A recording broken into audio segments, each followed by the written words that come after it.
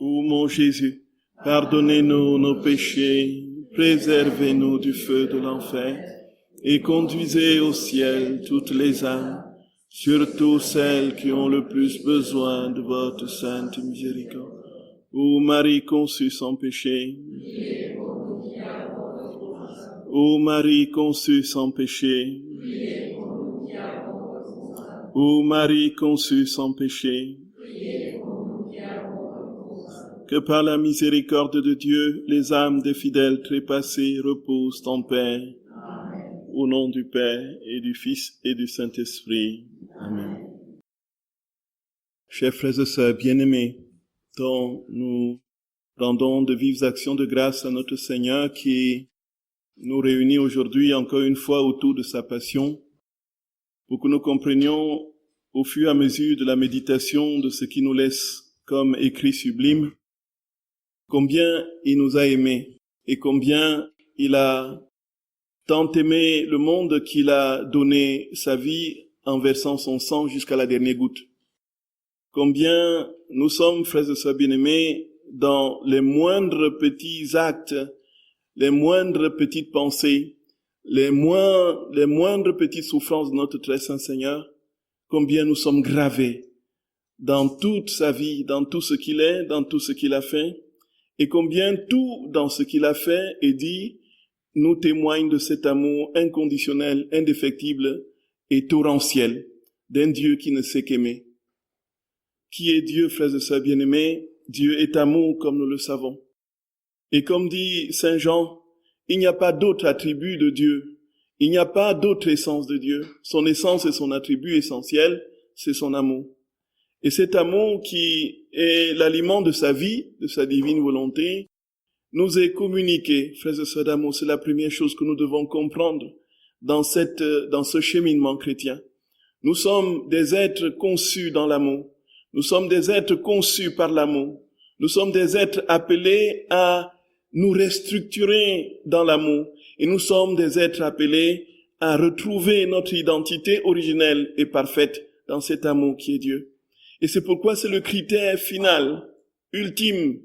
Et nous savons, frères et sœurs d'amour, que le mal de ce siècle, le mal de ce monde, vient de cette déstructuration du principe et de la finalité première, n'est-ce pas, de l'homme. Nous sommes nés de l'amour, nous nous achevons, nous terminons dans l'amour. Et comme nous ne sommes pas encore en capacité d'entrer dans la plénitude de cet amour, voilà l'origine de ces souffrances multiples que l'humanité vit aujourd'hui, plus que jamais. Et le Seigneur dit, frères et sœurs d'amour, qu'il a concentré toute la manifestation de cet amour dans la croix de Golgotha. Et tout ce qu'il a pu dire au cours de sa vie terrestre, tout ce qu'il a pu faire, a trouvé un achèvement parfait dans le don de sa vie sur la croix, qui est le concentré, qui est l'épicentre, qui est la capitale de l'amour. Il n'y a pas d'autre lieu où nous pouvons lire l'amour de Dieu que sur la croix. Frères et sœurs bien-aimés, dans notre acception ordinaire, nous avons la croix comme étant le lieu de la souffrance par excellence. Et quand on pense à la croix, on pense à la souffrance, au dolorisme. On pense à des... Frères et sœurs bien-aimés, qu'est-ce que la croix? La croix, c'est l'amour. Pourquoi c'est parce que c'est la manifestation parfaite de l'amour tel que seul Dieu peut le manifester, quittant sa divinité, se laissant détruire par le péché de l'homme, il va entrer dans notre condition pour que nous soyons capables d'être comme lui, en tout semblable. Voilà, frères et sœurs bien-aimés, je nous en supplie humblement, tant que nous cheminons avec le Seigneur, s'il n'y a pas ce socle premier, toutes les autres peuvent ne pas être.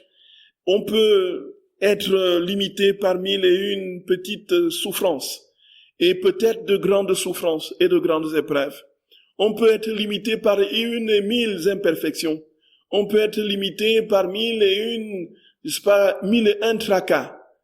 Si nous sommes centrés sur l'amour, si nous sommes centrés sur la croix de notre très saint Seigneur, frères et sœurs bien-aimés, nous sommes sûrs que nous serons victorieux de tout, y compris de nos pauvretés, de nos limites, de nos péchés, y compris de tout ce qui nous empêche d'être en tout semblable au Seigneur. Voilà le cœur de la foi chrétienne. Voilà le cœur de toute la révélation. Dieu est amour. Et Jésus nous dit que le monde aujourd'hui est déséquilibré parce qu'il n'a pas compris quel est son centre. Alors parce qu'il s'est donné à mille et une futilités, loin de l'essentiel qui est cet amour qu'il a manifesté pour nous de manière exemplaire. Et Jésus dit que nous n'avons donc pas le bonheur que nous cherchons tant, tout simplement parce que nous n'avons pas posé notre vie sur la croix de notre très saint Seigneur. Le bonheur que nous cherchons, frères et sœurs bien-aimés, se trouve sur la croix. La guérison est sur la croix. La paix est sur la croix. Et c'est ce que Saint Isaïe dit dans tout ce texte que nous connaissons du serviteur souffrant. Et ce que Jésus va répéter à Luisa Picaretta dans les moindres petits détails. Et nous savons, frères et sœurs bien-aimés, qu'aujourd'hui, plus que jamais, nous avons une claire compréhension de l'Écriture. Nous avons une claire compréhension de tout ce que notre Seigneur a dit dans les évangiles, de tout ce qu'il a précédé dans la révélation, dans la Torah, dans les écrits et les prophètes.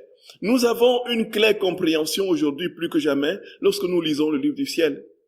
Et plus que jamais, quand nous lisons justement le serviteur souffrant d'Isaïe au chapitre 53, que nous allons commenter très brièvement, nous voyons tout ce que le Seigneur dit très clairement, frères et sœurs. Il dit la guérison est sur la croix. C'est-à-dire que la restauration de l'humanité est sur la croix. Et nous avons, frères et sœurs bien-aimés, jusqu'ici, pour ceux qui prennent le train en marche, nous sommes en train de méditer la passion de notre très saint Seigneur, tel qu'il a révélé à Luisa Picaretta. Et nous avons commencé par présenter les scansions de cette méditation, qui sont les réparations et les affections et les réparations. Et le Seigneur permet à Luisa d'entrer dans tout ce qu'il a vécu depuis le jeudi 17h jusqu'au vendredi 17h, dans tout ce qu'il a souffert, dans ses pensées, ses émotions, sa sensibilité, dans tout ce qu'il a souffert dans son corps. Et donc, elle vit cela comme en 4D. C'est-à-dire, non même pas en 4D, puisque le 4D est encore en face de nous. Elle vit cela dans la réalité de ce que Jésus a vécu, puisque le cœur de cette méditation, c'est la compréhension de l'acte éternel de Dieu. Quand nous méditons la passion de notre Seigneur, nous ne méditons pas un acte qui s'est déroulé dans le passé. Nous sommes dans cet acte-là. Nous vivons avec Jésus au jardin de Gethsémani. Nous sommes avec lui dans le cachot, dans le palais de Caïphe. Nous sommes avec lui en train de subir les crachats. Nous sommes en train avec lui de recevoir les coups. Nous sommes avec lui, frères et sœurs bien-aimés, cloués sur la croix. Et voici que le Seigneur nous a dit très clairement que ces dimensions des affections, lorsque nous entrons dans la communion avec le Seigneur et que nous sommes dans cet amour profond au fur et à mesure qu'il nous montre ce qu'il souffre, en même temps nous réparons. Nous réparons pour tous ceux qui ne vivent pas ce que le mystère dit, en commençant par nous-mêmes, par nos nombreux péchés et la foultitude des misères de nos vies, frères et sœurs d'amour. En même temps, non pas simplement nos vies, mais celles de tous les hommes de tous les temps, qui sont ainsi imprégnés par cet acte de réparation.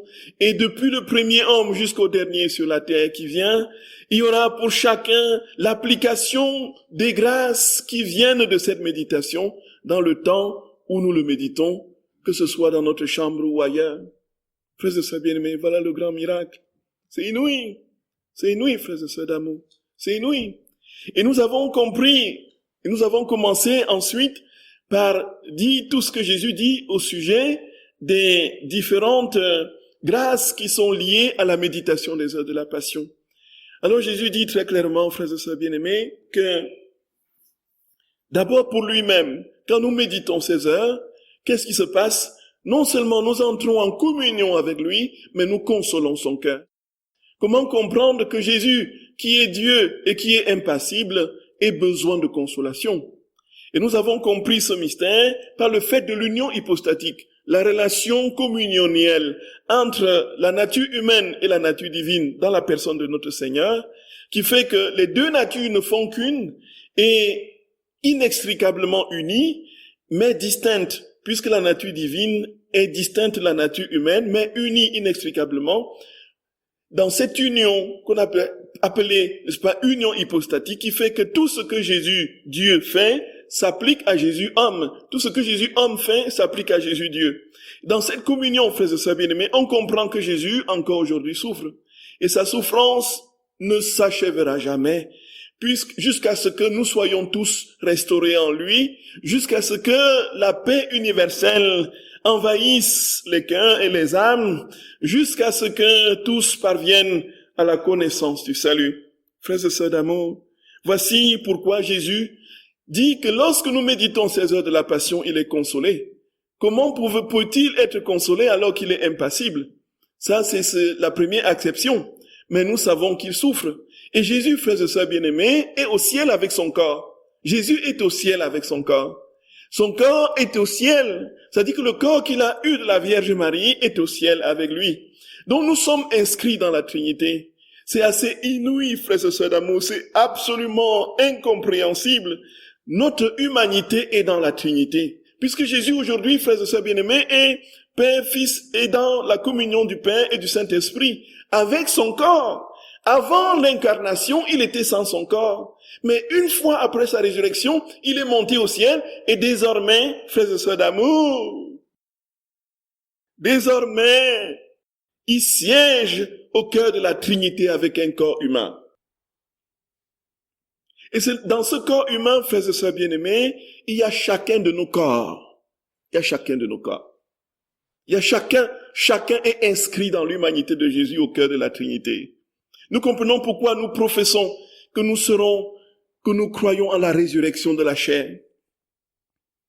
Quel que soit, frères et sœurs bien-aimés, ce que ce corps a subi, quelles que soient les épreuves, les souffrances extérieures, quels que soient les péchés, ce corps est inscrit dans les marques, dans l'humanité de Jésus, au cœur de la Trinité.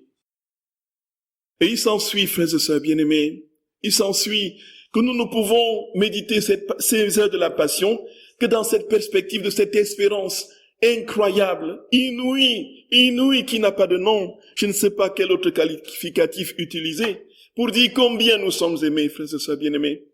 Et voici, Jésus dit que quand tu médites ces heures de la passion, qu'est-ce qui se passe? Tu me décloues sur la croix, tu essuies mes crachats, tu essuies mes larmes, tu me consoles. Soyons des consolateurs de Jésus. Jésus nous dit, vas-tu me consoler? Vas-tu me donner un peu d'amour, mon enfant? Vas-tu me dire un je t'aime? Vas-tu faire de ta vie un je t'aime pour moi et pour les autres? Où est ton amour pour moi, mon enfant? Où est ton amour pour moi? Après tout ce que j'ai vécu pour toi, où est ton amour pour moi? Dis-moi un je t'aime, je t'en supplie. Voici comment Dieu mendie notre amour. Il nous dit, s'il te plaît, donne-moi un peu d'eau à boire. Donne-moi un peu à boire. Donne-moi un peu. J'ai soif, mon enfant. J'ai soif de ton amour. Et Jésus le dit, frères et sœurs bien-aimés. Il a dit, il le martèle. Tout est une question d'amour. Tout est une question d'amour. Tout est une question d'amour. Et ensuite, il nous a dit que si on médite les heures de la passion pour la Vierge Marie, qu'est-ce qui se passe? On la rend présente. On la rend présente, frères et sœurs bien-aimés. On la rend présente. La très sainte mère est présente. Comme elle était présente dans toute la vie de notre Seigneur. Comme nous le voyons, les méditations des heures de la passion commencent par la Vierge Marie et s'achèvent par la Vierge Marie. Si vous avez remarqué, ça commence justement par la bénédiction que Jésus demande à sa mère. Et ensuite s'achève par la désolation de Marie, la dernière à sortir du tombeau. Alors que, voilà, elle est là auprès de son fils, tenant ses mains et ses pieds livides, et puis embrassant, ayant donné toute son affection et son amour à son petit Jésus, à son Jésus maintenant complètement tuméfié. La voici, ô fils, pourrais-je te revoir? La voici qui s'en va. La douleur d'une mère est si lancinante qu'elle se retourne plusieurs fois pour voir où se trouve cet enfant. Est-ce que ses yeux sont-ils définitivement fermés à ce monde? Et elle parcourt les rues de Jérusalem et regarde là, partout où Jésus est passé, son sang qui s'est étalé sur le passage de sa violente et douloureuse crucifixion et de son chemin de croix. Voici elle va prendre, recueillir chacune des gouttes de ce sang sur un tissu et dit que rien ne vienne profaner ce sang précieux, c'est le sang d'un Dieu. Marie est au commencement, Marie est à la fin, frères et sœurs bien-aimés. Et il dit, quand nous méditons ces heures de la Passion, nous rendons la Vierge Marie présente. Nous la rendons présente. Elle est là, comme elle était là, puisqu'elle a vécu tout de manière parfaite en communion avec son Fils. Ce que son Fils vivait dans sa chair, elle a vécu entièrement dans son âme. Et Jésus, nous avons profité pour parler, ça c'est un résumé, pour dire que ce que Jésus dit de cette relation qu'il avait avec sa mère est tout simplement à nous désorienter, à nous faire tomber à la renverse. Jésus dit que sa maman l'habitait,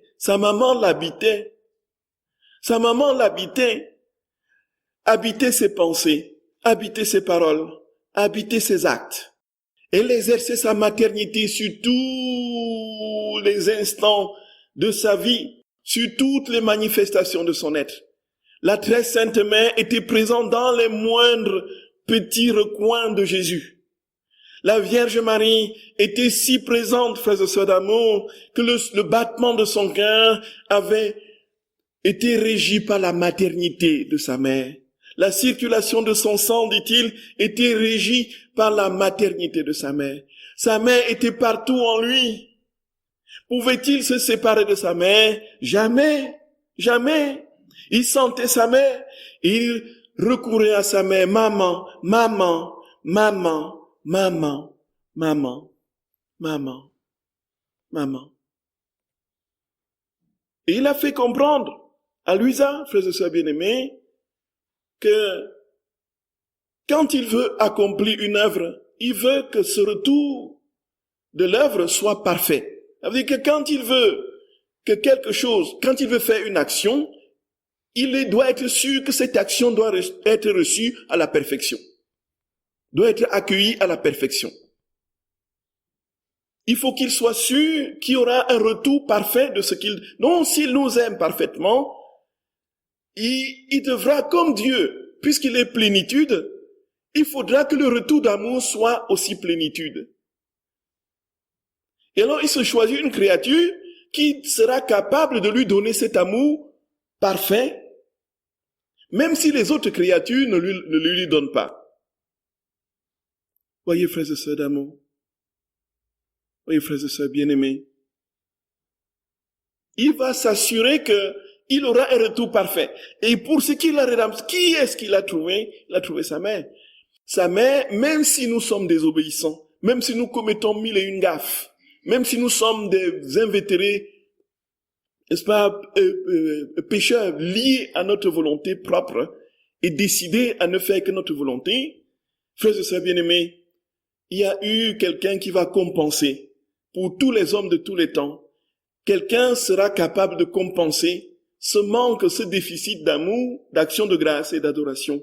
Et c'est sa très sainte mère. Et c'est pourquoi elle est la dépositaire, frères et sœurs bien-aimés, de la rédemption. Jésus a déposé tout en elle. Jésus a déposé tout le royaume en elle. Jésus a tout déposé en elle. De sorte que si nous sommes aujourd'hui incapables de le lire, la mère compense. Et c'est pourquoi, frères et sœurs bien-aimés, une vie chrétienne sans la Vierge Marie tourne en rond. Une vie chrétienne sans la Vierge Marie tourne en rond. Une vie chrétienne sans la Vierge Marie tourne en rond. Frères et sœurs bien-aimés, c'est l'occasion de le dire en ce jour où nous fêtons la première apparition à Fatima, le 13 mai 1917, qui va être justement le jour où notre très sainte mère va inaugurer une ère, l'ère de la réparation. Là où, frères et sœurs bien-aimés, elle demande aux enfants de prier et de faire pénitence. Où elle demande aux enfants de réciter, de prier leur chapelet. Frères et sœurs bien-aimés, le rosaire, le rosaire, le rosaire, qu'on ne nous dise pas autre chose, qu'on ne nous dise pas le contraire. Sans Marie, notre vie chrétienne, c'est du nanisme. C'est du nanisme absolu. C'est du nanisme parfait. Nous restons et devenons des nains. Nous restons nains, des nains spirituels. Nous ne décollerons jamais, frères et sœurs bien-aimés. Et nous serons toujours confrontés à nos pauvretés, à nos limites. Nous serons toujours confrontés à notre incapacité chronique à correspondre à la grâce. Pourtant, Jésus dit, viens mon enfant, viens, je t'ai donné quelqu'un, je t'ai donné ma mère en partage. Et frères et sœurs bien-aimés, ce que nous lisons de ce que Jésus dit, de ce qu'il a dit à sa mère, c'est absolument incroyable. Jésus dit qu'il a demandé à sa mère, maman, comme tu t'es occupé de moi, occupe-toi de tous mes enfants, exactement, précisément, comme tu t'es occupé de moi.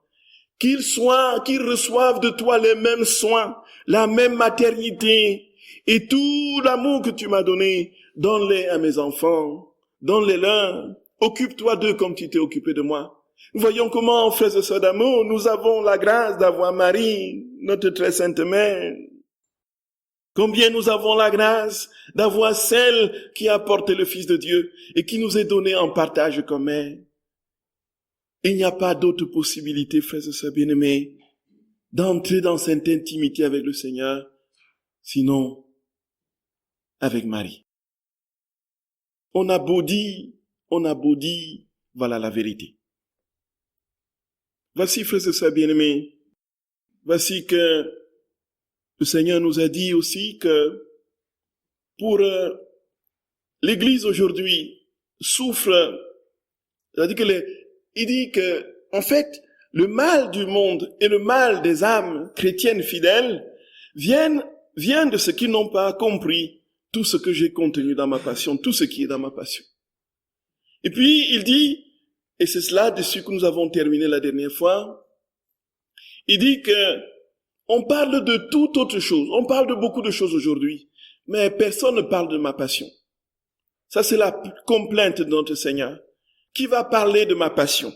Bref, qui va parler de mon amour? Et il va justement parler des âmes consacrées, nous les prêtres,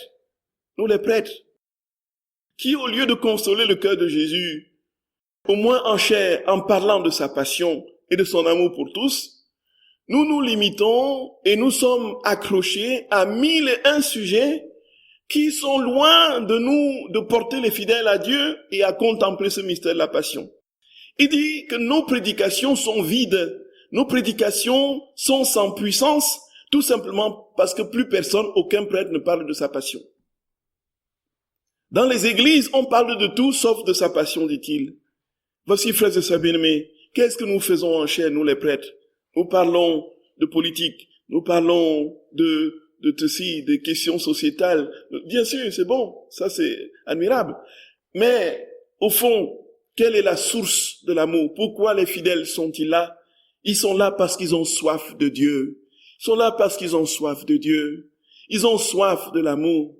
Ils ont soif de l'amour de Dieu. Donnez-leur l'amour. Et l'amour, où est-ce qu'il est concentré? Sur la croix. Et Jésus dit que nos prédications sont fades et sans impact sur les âmes, tout simplement parce qu'on a ignoré sa passion. Et c'est là-dessus, frères et sœurs bien-aimés, que nous étions arrêtés la dernière fois. Voici que Jésus va donner une autre promesse, frères et sœurs bien-aimés. Ce que j'ai dit en introduction, toute la restauration de l'humanité est dans la croix. Les guérisons, c'est dans la croix, le sang de Jésus. Et Jésus dit très clairement, frères et sœurs bien-aimés, que tout, absolument tout, est là-dedans. Et comme les mystères sont unis, la passion, la mort et la résurrection de notre très saint Seigneur ne font qu'un, la victoire, la résurrection se profile déjà dans la croix. Puisque la croix, c'est la signature de la mort du péché. Puisqu'il a pris sur nous, sur la croix, tous nos péchés. Et il nous a ainsi donné la possibilité, frères et sœurs bien-aimés, d'être libres. Et puis, les protestants, le vendredi saint est très important pour les protestants. Dans cette conception, on dirait que c'est Pâques pour eux, quoi. Et parce que le vendredi saint, c'est le jour où Jésus est mort pour nous sur la croix une fois pour toutes. Il a pris nos péchés et puis il est, voilà. Dans ce sens-là, c'est compréhensible. Mais en fait, ça doit déboucher sur la Pâque, sur la victoire de Jésus le matin de Pâques. Donc en fait, dans la croix, la résurrection se profile déjà. Et voici que Jésus dit très clairement, frères et sœurs bien-aimés, que toute la guérison que nous attendons est dans la croix. Et voilà, nous allons écouter ce passage. C'est au tome 11 du 2 février 1917. Avant cela, frères et sœurs bien-aimés, écoutons ce que Isaïe dit sur ce mystère, justement, du rachat que le Seigneur opère en prenant sur lui notre péché, en devenant, comme dit Saint Paul, plus fortement encore et gravement péché, pour que nous ayons la possibilité, nous, d'acquérir la vie de Dieu. Voici le serviteur souffrant d'Isaïe au chapitre 53. Qui donc a cru à ce que nous avons entendu dire? Le bras du Seigneur en faveur de qui a-t-il été dévoilé? Devant lui, celui-là végétait comme un rejeton, comme une racine sortant d'une terre aride. Il n'avait ni aspect, ni prestance, tel que nous le remarquions, ni apparence, tel que nous le recherchions. Il était méprisé, laissé de côté par les hommes, homme de douleur, familier de la souffrance, tel celui devant qui l'on cache son visage. Oui, méprisé, nous l'estimions nullement. En fait, ce sont nos souffrances qu'il a portées. Ce sont nos douleurs qu'il a supportées. Et nous l'estimions touché, frappé par Dieu et humilié. Mais lui, il était déshonoré à cause de nos révoltes, broyé à cause de nos perversités. La sanction, gage de la paix pour nous, était sur lui. Écoutons, frères et sœurs bien-aimés, Isaïe 53, verset 5. Et dans ses plaies se trouvait notre guérison. Dans ses plaies se trouvait notre guérison. Par ses meurtrissures, nous sommes guéris. Il s'humilie, il n'ouvre pas la bouche. Et voici ce que Jésus dit à Luisa Picaretta au tome 11 du 2 février 1917. Il dit, ma fille, le monde est devenu déséquilibré parce qu'il a perdu la pensée de ma passion. Dans la noirceur, il n'a pas trouvé la lumière de ma passion, qu'il aurait éclairée, et comme cette lumière lui aurait fait connaître mon amour et combien les âmes m'ont coûté, il se serait mis à aimer celui qu'il a tant aimé, et la lumière de ma passion l'aurait guidé et mis sur ses gardes au milieu des dangers. Dans la faiblesse, écoutons frères et sœurs bien-aimés, dans la faiblesse, il n'a pas trouvé la force de ma passion qu'il aurait soutenue. Dans la faiblesse, il n'a pas trouvé la force de ma passion qu'il aurait soutenue. Dans l'impatience, il n'a pas trouvé le miroir de ma patience qui lui aurait infusé le calme et la résignation. Et à la vue de ma patience, il se serait senti gêné et se serait fait un devoir de se dominer. Dans les souffrances, il n'a pas trouvé le réconfort des souffrances d'un Dieu qui lui aurait infusé l'amour de la souffrance. Dans le péché, il n'a pas trouvé ma sainteté qui lui aurait infusé la haine du péché. Donc tout est sur la croix. Tout est sur la croix. Tout est sur la croix, frères et sœurs bien-aimés. Si nous sommes dans l'obscurité, fixons nos regards sur la croix et nous serons remplis de sa lumière.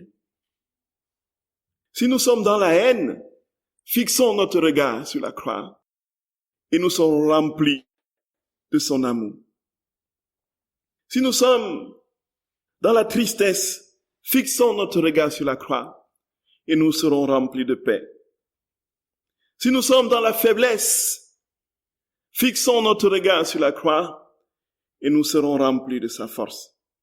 Si nous sommes dans l'impatience, fixons nos regards sur la croix et nous serons patients comme un Dieu, comme Dieu lui-même a été patient.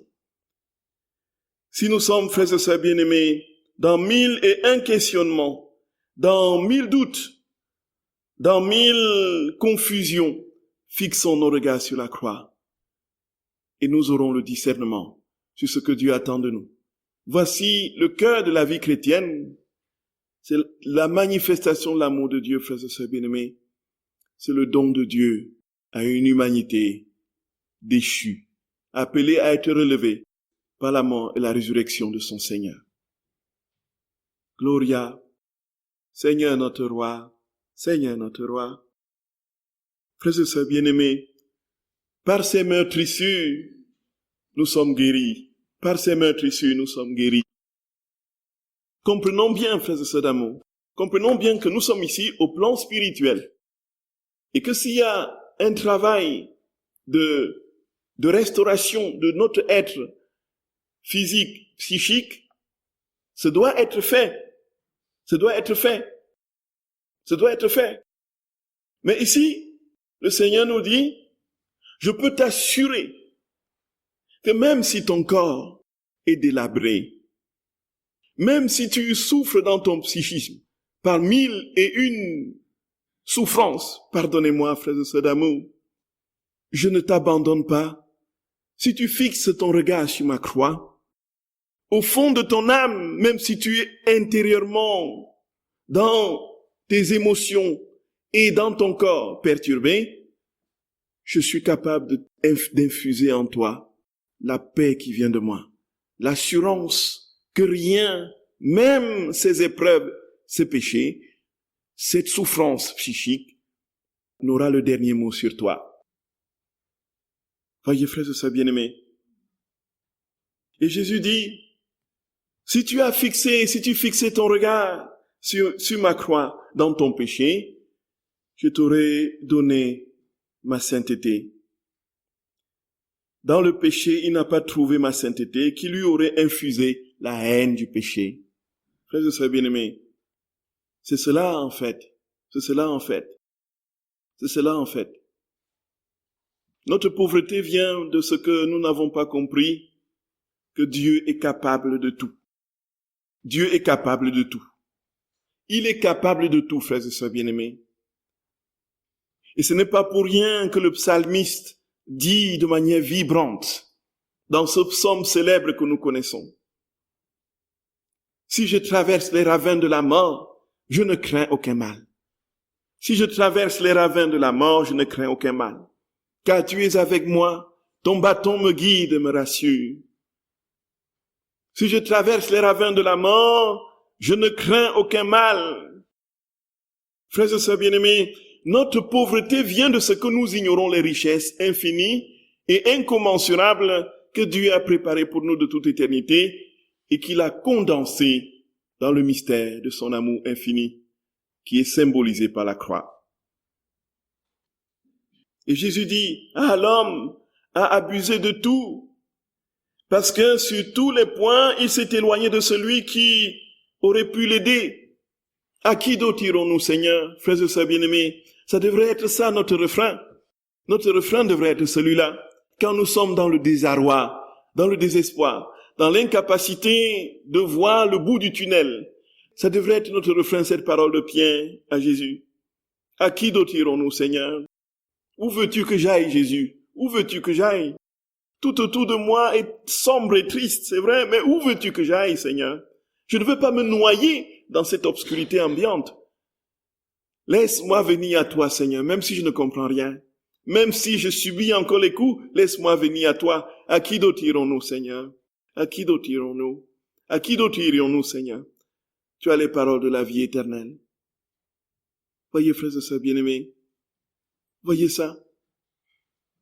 Là, ça devrait être notre refrain de tous les jours. Alors je dis, l'homme a abusé de tout parce que sur tous les points, il s'est éloigné de celui qui aurait pu l'aider. Voilà pourquoi, dit Jésus, le monde est devenu déséquilibré. Il s'est comporté comme un enfant qui ne peut plus connaître sa mère, ou comme un disciple qui, reniant son maître, ne veut plus entendre ses enseignements. Qu'est-ce qui va arriver à cet enfant et à ses disciples? Ils seront la honte de la société. Tel est devenu l'homme. Il va de mal en pis et je pleure sur lui avec des larmes de sang. Frères et sœurs bien-aimés, frères et sœurs bien-aimés, frères et sœurs bien-aimés, pourquoi Jésus ne verse-t-il pas les larmes ordinaires? Pourquoi est-ce qu'il verse les larmes de sang? Frères et sœurs bien-aimés, le sang, c'est quoi? Le sang, c'est la vie. C'est la vie. Dans Chez les Hébreux, le sang, c'est la vie. C'est pourquoi on ne doit pas manger des viandes non saignées. On ne doit pas manger du sang. Le boudin n'existe pas dans la cuisine juive. Le boudin que nous dégustons, voyez, avec quelques épices, voyez, et des pommes de terre, voyez. Le sang, c'est la vie. Et le sang, frères et sœurs bien-aimés, comme nous le savons, quand les disciples sont envoyés à Antioche, devant la confusion qui était jetée, n'est-ce pas, à Antioche, lorsque il dit, bon, abstenez-vous. Il leur dit, faites tout le reste, mais abstenez-vous des viandes non saignées, du sang et des unions illégitimes. C'était le texte d'hier, non? Oui, tout à fait, exactement. Oui. Et puis, le sang, lorsque l'on offrait le sacrifice au temple, lorsque le peuple arrivait avec l'agneau, la bête du sacrifice, le grand prêtre offrait le sacrifice, il prélevait le sang, voyez, du sacrifice. Alors ce sang-là, il le répandait sur le rideau, dans le lieu saint et sur les murs. Et derrière le rideau, il y avait le lieu très saint. En fait, c'était quoi en fait? Il disait, l'agneau immolé, le sacrifice de la bête, était en fait la mort spirituelle au mal, la mort au mal de celui qui avait offert l'agneau du sacrifice. Voyez. En fait, puisque le péché entraîne la mort, la bête se substituait au pécheur. La mort qui devait revenir sur le pécheur retombe sur la bête. Et donc, le sang de la bête est versé à la place du sang du pécheur. Et nous comprenons pourquoi Jésus prend sur lui notre péché, il meurt à notre place pour que nous ayons la vie. Et ce sang est prélevé par le grand prêtre. Il va asperger le rideau, justement, du lieu saint. Pour dire quoi, très concrètement? Pour dire, voici, il est mort au péché, et voici sa vie qu'il te donne. Il te donne sa vie. Le sang et la vie, voilà, que le pécheur donne. Voici maintenant, je te donne ma vie. Je suis mort au péché et je te donne ma vie. Frères et sœurs bien-aimés, le Seigneur aurait pu verser des larmes ordinaires, mais il verse des larmes de sang. Dans ce sang-là, il y a toute sa vie. Et dans ce sang, il dit tout son amour. Et dans ce sang, il continue à se donner. Il dit, tu t'égares, mon enfant, mais je ne peux pas ne pas te donner ma vie. Je ne peux pas ne pas pleurer, verser mon sang sur toi. Je ne peux pas ne pas te dire que je t'aime. Je ne peux pas ne pas mourir pour toi. Je ne peux pas ne pas te dire que tu es la prunelle de mes yeux et que tu comptes pour moi plus que quiconque et quoi que ce soit. Les blessures de notre humanité viennent de l'absence de l'amour, point final, et de l'accueil de l'amour de Dieu. Voyez ça, frères et sœurs bien-aimés, c'est cela. C'est cela. Et Jésus dit, nous allons de mal en pis, et tout simplement parce que nous n'avons pas compris que tout ce que Dieu voulait, c'est que nous devenions comme lui.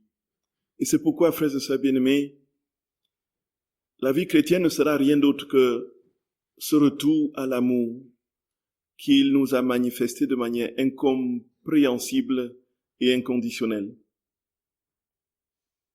Et notre cheminement, notre foi, notre espérance ne se mesure pas au nombre de choses que nous faisons.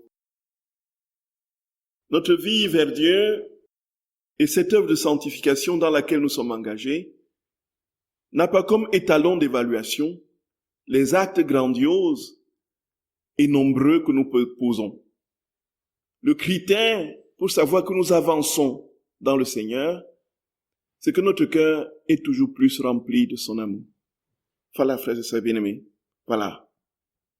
Si nous sommes dans les églises, du matin au soir, si nous sommes dans tous les pèlerinages du monde, si nous sommes dans mille et une lectures spirituelles. Mais si nous avons la haine dans l'âme contre tout ce qui passe, si nous dégommons par nos critiques acerbes et violentes tout ce qui passe, si nous sommes dans l'amertume constante, la révolte contre les autres, la haine, il est clair, frères et sœurs bien-aimés, que Dieu n'a pas encore commencé à habiter notre cœur. Si nous sommes inscrits dans la haine, si nous sommes inscrits dans la haine, il est impossible de dire que nous sommes chrétiens. Frères et sœurs bien-aimés, puisque Dieu est amour, nous pouvons avoir quelques petites faiblesses de l'ordre des critiques, de l'ordre des médisances. Mais ce n'est pas la haine, ça. Ce n'est pas la haine. Mais entrer dans quelque chose de profondément et viscéralement antipathique et violemment destructeur pour quelqu'un que nous n'aimons pas, entre guillemets, pour différentes raisons, un pardon que nous n'avons pas donné depuis 50 ans. Frères et sœurs bien-aimés, il y a quelque chose qui ne va pas. Il y a quelque chose qui ne va pas. Nous pouvons dire que nous sommes chrétiens, mais nous avons là une preuve indiscutable que nous n'avons pas encore commencé à être chrétiens. Et nous savons, frères et sœurs bien-aimés, pour avoir quelques secondes sur ce point, il y a des situations parfois terribles qui se sont passées dans nos vies, qui font que le pardon est absolument impossible. À vue humaine, voyez, à vue humaine, à vue humaine, à vue humaine. Donc nous avons l'habitude de préparer les gens aux enterrements, encore une fois, mais je peux vous assurer, je ne peux pas compter le nombre de fois où les personnes étaient incapables de pardonner à leurs frères de sang pour une question d'héritage. Pour une question d'héritage.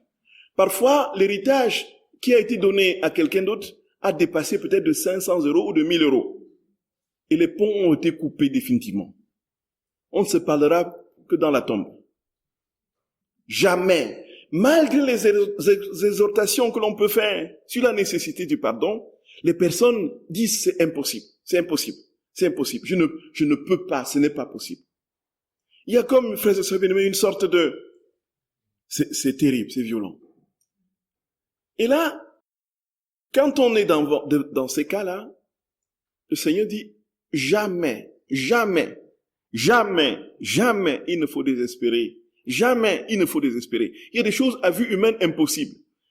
Mais Jésus, frères et sœurs bien-aimés, celui qui a dit, pardonne-leur, ils ne savent pas ce qu'ils font, s'il vit en nous, nous serons capables de le dire. Même si nous avons subi ce qu'il y a de plus violent, ce qu'il y a de plus violent dans notre être profond, nous serons capables de le dire. Un jour, nous serons capables de le dire. La guérison, le pardon, la libération intérieure, la restauration de tout notre être est dans le sang de Jésus, versé sur la croix. Voilà, frères et sœurs bien-aimés. Ensuite, Jésus va donner une autre promesse pour les méditations des heures de la Passion. En fait, il va dire que, et là nous allons essayer de comprendre ce qu'il veut nous dire, que les lumières vont quitter l'humanité de Jésus pour transformer l'âme en la ressemblance de Jésus. C'est-à-dire que quand nous prenons ces heures de la Passion et que nous commençons à les méditer, en entrant dans tout ce que Jésus a vécu, en allant dans les différentes étapes de ce qu'il a vécu et souffert, ce qui est en train de se passer, c'est qu'au fur et à mesure que nous méditons, tout ce que Jésus a vécu dans son humanité pendant qu'il était sur la terre, toutes les lumières qui émanaient de ses pensées, de ses actes, de ses paroles, de toutes les gouttes de son sang et tout ça, entrent dans l'âme, pénètrent l'âme, remplissent l'âme. Voyez, frères et sœurs bien-aimés. Et chaque jour, nous nous surprenons toujours plus en train d'être remplis d'amour, d'être remplis de douceur, d'être remplis de lumière, d'être remplis de bonté, de beauté, d'être remplis, voyez, frères et sœurs bien-aimés. C'est cela. Nous ne voyons rien se passer, mais c'est ce qui se passe en fait. Nous devenons toujours plus lumineux. C'est inouï. Il le dit au tome 11 du 23 avril 1916. Il dit, pendant que je me trouvais dans mon état habituel, mon aimable Jésus se montra tout inondé de lumière. Cette lumière émanait de sa très sainte humanité et lui conférait une très grande beauté. Je fus surprise et il me dit, ma fille, chaque douleur que j'ai subie dans mon humanité, chaque goutte de mon sang que j'ai versé, chaque blessure, chaque prière, chaque parole, chaque action, chaque pas, etc., produisait de la lumière dans mon humanité. Donc tout ce que Jésus faisait, nous comprenons bien pourquoi. Parce que comme il était homme et Dieu, et que l'union de la nature humaine et de la nature divine était établie en lui, donc tout ce que son humanité faisait bénéficiait de la lumière de la divinité. C'est pourquoi tous les petits actes de Jésus, homme, étaient remplis de lumière, parce qu'il était Dieu, et sa nature divine lui procurait à ses actes cette lumière. Il dit, chaque blessure, chaque prière, chaque parole, chaque action, chaque pas produisait de la lumière dans mon humanité. Et cette lumière m'embellissait au point que tous les bienheureux du ciel étaient ravis. En ce qui concerne les âmes, chaque pensée qu'elles ont sur ma passion, chaque acte de compassion qu'elles effectuent, chaque acte de réparation, etc., fait descendre en elles de la lumière émanant de mon humanité et qui les embellit. Vous voyez, c'est vous, c'est bien-aimé. Non, pourquoi la sainteté, ce n'est pas une affaire une affaire dans les nuages. C'est concret. Jésus dit que au fur et à mesure, je te donne ma ressemblance, quoi. Quel que soit ce que tu as été, quel que soit ce qu'a été ta vie, quelles que soient tes misères et ton péché, aujourd'hui, quand tu entres dans cette grâce, je te donne au fur et à mesure toute la lumière qui émanait de mon humanité. Et comme cette lumière embellissait mon être tout entier et ravissait les anges, alors tu es embelli de cette même lumière, et c'est quoi la conséquence? Tu ravis le ciel, tu ravis les anges. Incroyable. Incroyable. Et Jésus ajoute, frères et sœurs bien-aimés, chaque pensée sur ma passion est un ajout de lumière qui se transformera en joie éternelle.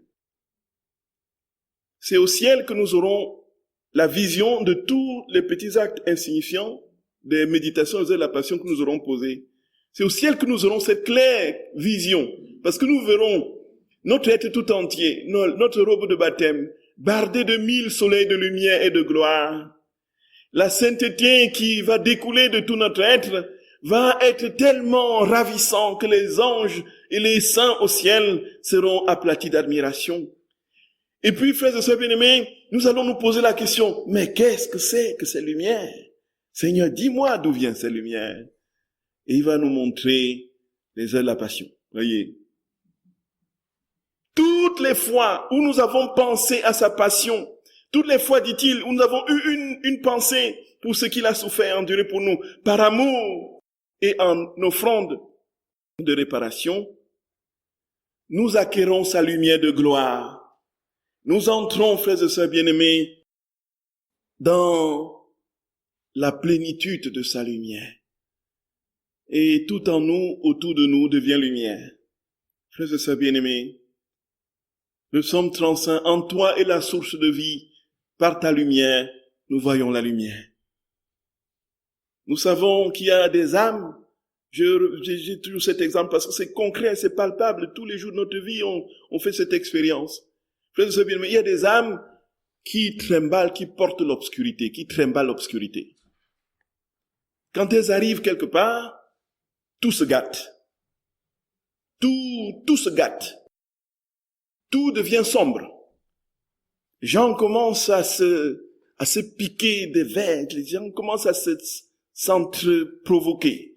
Une parole sort de leur bouche, ça crée, ça génère tout un tollé d'incompréhension, de souffrance. Et puis, tout devient sombre. Mais il y a des êtres de lumière. Et j'ai eu la grâce d'en rencontrer. J'ai eu la grâce d'en rencontrer, frères et sœurs bien-aimés, des êtres de lumière. Qui, lorsqu'ils sont quelque part, mais il y a tout ce qui se passe autour d'eux, frères et sœurs bien-aimés, dans ce qu'ils font, on est captivé par quelque chose qui vient d'en haut. Je vous ai toujours parlé de mon père spirituel qui est mort. Je veux toujours parler de lui. Quand il était quelque part, frères et sœurs bien-aimés, mais il y avait c'était comme un aimant qui attirait tout le monde, voyez. On était comme magnétisé, c'est pas le bon mot.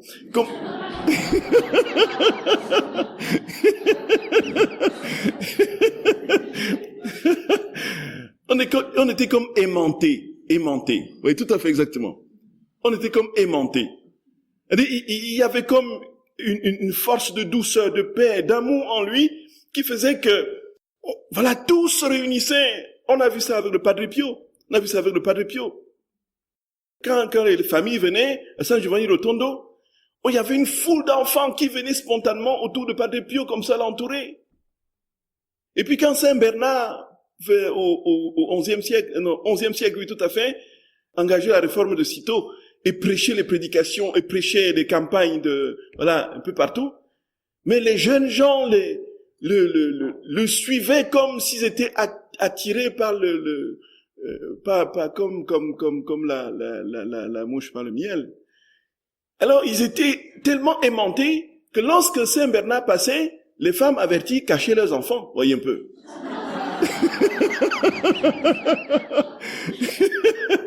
pour que leur fils ne se retrouve pas au couvent. Voyez un peu. Au monastère. Parce que tous voulaient le suivre. Il y a des êtres de lumière, il y a des êtres obscurs. Et Jésus dit, frères et sœurs bien-aimés, que si nous l'aimons de tout notre cœur, si nous sommes unis à lui et que si nous pensons à tout ce qu'il a souffert pour nous, et qu'en retour, nous lui disons notre je t'aime, et que nous réparons en conséquence, alors nous acquérons cette lumière divine. Et où que nous soyons, on viendra nous chercher. C'est ça, les pères du désert, c'était ça en fait. Les pères du désert, c'était ça. Quand les persécutions romaines ont cessé, avec l'édit de Constantin de 313, voici que les pères qui ne pouvaient plus souffrir du martyre extérieur ont compris qu'il fallait, dans une atmosphère où tout était devenu chrétien et où il n'y avait plus justement cette émulation pour la sainteté par le martyr, qu'il fallait justement engager une autre forme de martyr. Le martyr blanc, à la place du martyr rouge. Martyr rouge qui faisait, puisqu'on tuait les chrétiens. Alors, c'est comme ça qu'ils se sont retirés dans les déserts. Et ils ont passé leur vie en prière. Dans la pénitence, le jeûne, ils se sont donnés, et on parle de Saint Antoine du désert qui vivait, qui ne mangeait qu'un seul repas par jour. Et c'était quoi? C'était des morceaux de pain et du sel. Il buvait de l'eau. Et c'était le soir. Une seule fois, il vivait au désert. Et il a vécu comme ça plus de 110 ans. Voyez. Oh mon Dieu! Oh Seigneur Dieu! Oh là là! Aujourd'hui, nous ne pouvons plus vivre sans notre tarte au fromage. Voyez un peu.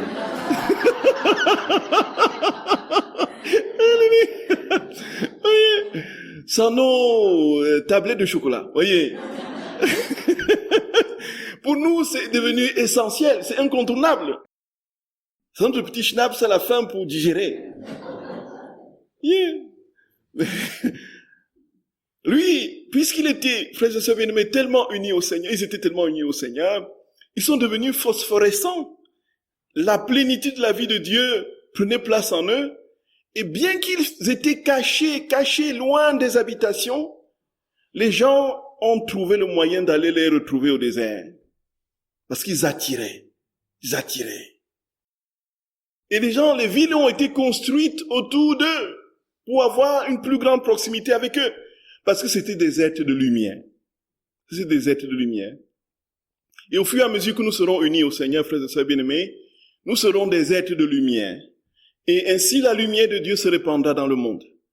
Et alors, progressivement, cette lumière, par capillarité, va contaminer et envahir tous les autres. Et ainsi, progressivement, de proche en proche, ce monde sera un monde de lumière, d'amour et de paix. Voyez, frères et sœurs bien-aimés, aïe, c'est ainsi que ça se passe. Frères et sœurs, demandons à notre très saint Seigneur la grâce vraiment de tout lui donner. De tout lui donner. De ne rien retenir pour nous-mêmes. De tout lui donner. Et de comprendre que notre vie est à lui. Et que quel que soit ce que nous sommes aujourd'hui, quel que soit ce que nous étions demain, ce qui compte pour lui, c'est que nous lui donnions notre cœur, que nous lui disions notre je t'aime de manière sincère et parfaite. Que nous lui disions, Seigneur, oui, ma vie est entre tes mains, je veux te la donner, je veux te la laisser, fais d'elle ce que tu voudras. Et puis, quant à moi, donne-moi de ne me reposer que sur ton cœur. Donne-moi de ne chercher aucune autre consolation, sinon la consolation de ton cœur. Et laisse-moi, Seigneur, goûter à la suavité de cet amour que ton disciple Saint Jean a goûté. Parce que ailleurs, je ne trouverai rien. Oui, Seigneur, à qui d'autre irons-nous? À qui d'autre irons-nous, Jésus? À qui d'autre irons-nous, Seigneur? Tu as les paroles de la vie éternelle. Tu as les paroles de la vie éternelle. Je vous salue Marie, pleine de grâce. Le Seigneur est avec vous. Vous êtes bénie entre toutes les femmes, et Jésus, le fruit de vos entrailles, est béni. Sainte Marie, Mère de Dieu, priez pour nous, pauvres pécheurs, maintenant et à l'heure de notre mort. Amen. Au nom du Père et du Fils et du Saint-Esprit. Amen.